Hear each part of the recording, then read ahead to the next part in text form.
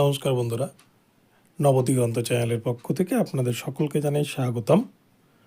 তো বন্ধুরা, আজকে সকালে সকলকে গুড মর্নিং জানিয়ে আমি আবারও আজকে একটি নতুন ভিডিও আপনাদের জন্য নিয়ে চলে এসেছি। তো আজকে আমি যে আপডেটটি আপনাদেরকে দিতে চলেছি, এই আপডেটটি ভীষণ গুরুত্বপূর্ণ হতে চলেছে। যারা 9533 প্যানেলের সিলেক্ট হয়েছেন বা যারা অন্তর্ভুক্ত হয়েছেন তাদের জন্য এই নিউজটি ভীষণ গুরুত্বপূর্ণ। এখন আমি আপনাদের সাথে আলোচনা করব কাউন্সেলিং নিয়ে। প্রাথমিক পর্ষদ সূত্র থেকে কিন্তু জানা গিয়েছে কাউন্সেলিং নিয়ে বেশ কিছু গুরুত্বপূর্ণ খবর। যারা এই নিয়োগে অংশগ্রহণ করছেন তাদের জন্য কিন্তু কাউন্সেলিং সম্পর্কিত বিশেষ গুরুত্বপূর্ণ খবর প্রাথমিক শিক্ষা পর্ষদের তরফ থেকে। তো কি কি গুরুত্বপূর্ণ খবর রয়েছে, কবে থেকে কাউন্সেলিং শুরু, কি প্রক্রিয়ায় কাউন্সেলিং শুরু, ডিপিএসসি ওয়াইজ কাউন্সেলিং হবে নাকি স্টেট ওয়াইজ কাউন্সেলিং হবে, চলুন আমরা এই বিষয় নিয়ে সম্পূর্ণরূপে এই ভিডিওর মাধ্যমে আজকে জেনে নিই। তবে তার আগে বলে রেখি, যারা প্রথমবার আমার চ্যানেলে এসেছেন আপনারা কিন্তু অবশ্যই আমার চ্যানেলটিকে সাবস্ক্রাইব করে অল নোটিফিকেশান অন করে রাখবেন, কেননা এই ধরনের আপডেট আপনারা কিন্তু নবদিগন্ত চ্যানেল থেকে একমাত্র পেয়ে যাবেন। তো চলুন বন্ধুরা, আমরা এবার আজকের এই আপডেটটি প্রথম থেকে শেষ পর্যন্ত বিস্তারিতভাবে জেনে নিই। বন্ধুরা, আজকে তৃতীয় দিন হতে চলেছে যে প্রাথমিক শিক্ষা পর্ষদ প্যানেল প্রকাশ করেছেন, তার আজকে তৃতীয় দিন। এবং যারা কিন্তু এই প্যানেলে অন্তর্ভুক্ত হয়েছেন 9533 জন টোটাল অ্যাডিশনাল প্যানেল ধরে, সকলের মধ্যেই কিন্তু একটা খুশির হাওয়া বইছে। এবং প্রাথমিক শিক্ষা পর্ষদের অফিসে কিন্তু চূড়ান্ত তৎপরতা শুরু করে দিয়েছে প্রাথমিক শিক্ষা পর্ষদ, এবং এই নিয়োগকে তারা অতি দ্রুততার সাথে কিন্তু কাউন্সেলিং করিয়ে জয়েন করাতে চাই ছাত্রছাত্রীদের যারা এই প্যানেলে অন্তর্ভুক্ত হয়েছেন। তো প্রাথমিক শিক্ষা পর্ষদের তরফ থেকে একটি গুরুত্বপূর্ণ আপডেট জানা গিয়েছে যে কাউন্সেলিং প্রক্রিয়া হবে কিভাবে। তো দেখুন, যে সমস্ত ক্যান্ডিডেট অর্থাৎ 8951 জন যারা এই চাকরিটা কিন্তু পেতে চলেছেন, 8951 জনকে প্রথম পর্যায়ে কিন্তু তাদেরকে মেল পাঠানো হবে। তাদের যে ইমেল আইডি দিয়ে তারা অ্যাপ্লাই করেছিল এই ইন্টারভিউতে অংশগ্রহণ করার সময়, তাদের যে নির্দিষ্ট মেল আইডি রয়েছে সেই মেল আইডিতে একটি মেল করে পাঠানো হবে পর্ষদের তরফ থেকে একটি সুপারিশপত্র, এবং সেটিকে কিন্তু তাদেরকে ডাউনলোড করে প্রিন্ট আউট বের করে নিতে হবে। এবং সেখানেই কিন্তু পরিষ্কার করে লেখা থাকবে যে ক্যান্ডিডেটকে কোথায় যেতে হবে, কি কি ডকুমেন্টস নিয়ে যেতে হবে এবং কবে যেতে হবে কাউন্সেলিংয়ের জন্য, সমস্ত কিছু কিন্তু বিস্তারিতভাবে লেখা থাকবে। এবং ক্যান্ডিডেটকে সেই মোতাবেক তার নির্দিষ্ট ডকুমেন্টস নিয়ে কিন্তু নির্দিষ্ট ভেন্যু যেখানে থাকবে, ভেন্যু বলতে কিন্তু সকলের নিজের নিজের ডিপিএসসি, এই কাউন্সেলিংটা কিন্তু হবে প্রতিটা ডিপিএসসিতে, অর্থাৎ যে যে ডিস্ট্রিক্টে অ্যাপ্লাই করেছে সেই ডিস্ট্রিক্টের যে ডিস্ট্রিক্ট প্রাইমারি স্কুল কাউন্সিল রয়েছে বা ডিপিএসসি অফিস রয়েছে, সেই ডিপিএসসি অফিসেই কিন্তু এই কাউন্সেলিং প্রক্রিয়া শুরু হবে। তো এবার প্রশ্ন হচ্ছে যে এই কাউন্সেলিং কি ডিস্ট্রিক্ট ওয়াইজ হবে নাকি স্টেট ওয়াইজ হবে। দেখুন বন্ধুরা, আপনারা কিন্তু এই ফর্মটা যখন ফিল আপ করেন, অর্থাৎ 2022 ইন্টারভিউয়ের জন্য যখন আপনারা একটা ফিস দিয়ে যে অ্যাপ্লাই করেছিলেন, সেখানে কিন্তু আপনাদেরকে ডিস্ট্রিক্ট সিলেক্ট করতে হয়েছিল। আপনারা যে ডিস্ট্রিক্ট সিলেক্ট করেছিলেন, এই যে স্টেট ওয়াইজ যে 8951 জনের যে প্যানেলটা প্রকাশ করা হয়েছে, এই প্যানেলের কিন্তু আপনারা আগে নিজের ডিস্ট্রিক্টে সিট পাবেন।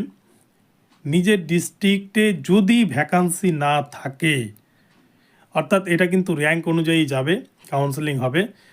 এবং যদি নিজের ডিস্ট্রিক্টে ভ্যাকান্সি পর্যাপ্ত না থাকে বা ভ্যাকান্সি যদি শেষ হয়ে যায়, তাহলে কিন্তু তার পার্শ্ববর্তী যে ডিস্ট্রিক্টে ভ্যাকান্সি ফাঁকা থাকবে সেখানে কিন্তু ক্যান্ডিডেটকে পাঠানো হবে চাকরির জন্য।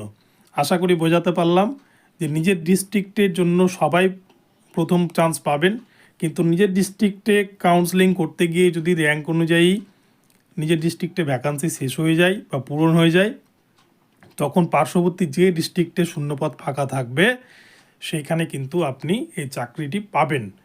এটাই কিন্তু স্টেট ওয়াইজ কাউন্সেলিং। এবং এই স্টেট ওয়াইজ কাউন্সেলিং কিন্তু কলকাতার এপিসি ভবন থেকে হচ্ছে না, এটা নিজের নিজের ডিপিএসসি অফিস থেকেই কিন্তু হবে। এবং এছাড়াও আরও একটি বিষয় আপনাদেরকে জানতে হবে যে অ্যাপয়েন্টমেন্ট লেটার কোথা থেকে ইস্যু করা হবে এবং কবে থেকে ইস্যু করা হবে।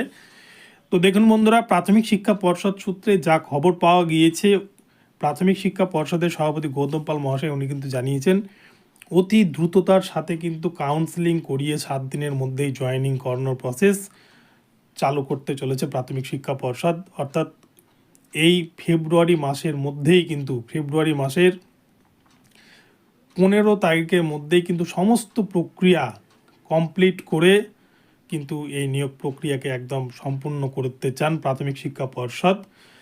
এবং এখানটায় বলে রাখি, কলকাতা থেকে কিন্তু অ্যাপয়েন্টমেন্ট লেটার ইস্যু করা হবে। কলকাতা থেকে বলতে এপিসি ভবন থেকে বা প্রাথমিক শিক্ষা পর্ষদের যে অফিস থেকে অ্যাপয়েন্টমেন্ট লেটার ইস্যু করা হবে, কিন্তু সেই অ্যাপয়েন্টমেন্ট লেটার আপনারা নিজের যে ডিপিএসসি অফিস রয়েছে সেই ডিপিএসসি অফিস থেকেই কিন্তু সংগ্রহ করতে পারবেন, এমনটাই কিন্তু প্রাথমিক শিক্ষা পর্ষদের তরফ থেকে জানা গিয়েছে। সেক্ষেত্রে আপনাদের কাউকে কলকাতা যাওয়ার প্রয়োজন পড়বে না, আপনারা সমস্ত কিছু ভেরিফিকেশান থেকে আরম্ভ করে সমস্ত কিছু আপনাদের ডিপিএসসি অফিসেই কিন্তু করতে পারবেন।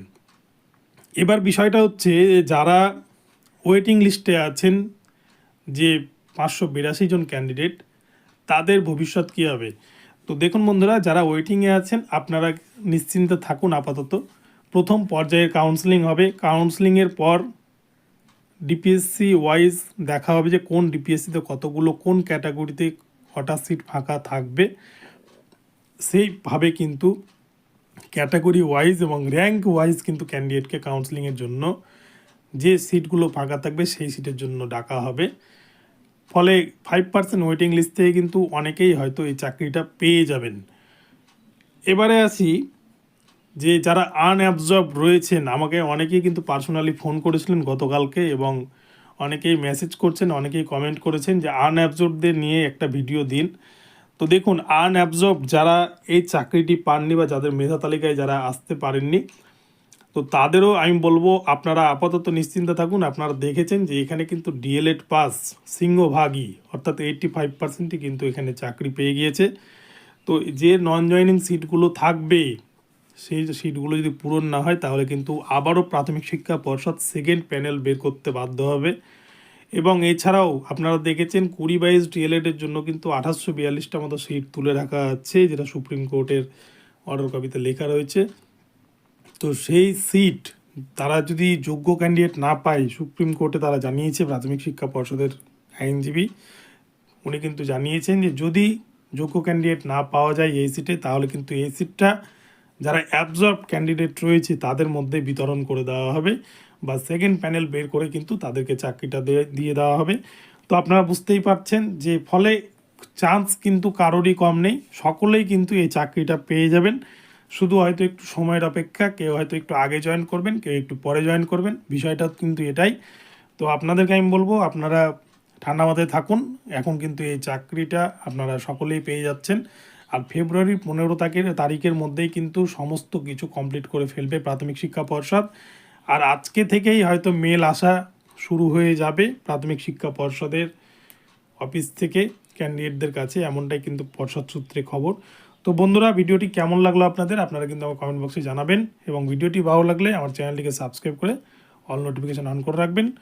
আর প্রতিনিয়ত নতুন আপডেট পেতে অবশ্যই চ্যানেলটিকে ফলো করতে থাকুন। ধন্যবাদ। পরবর্তী আপডেট নিয়ে আবার আসছি।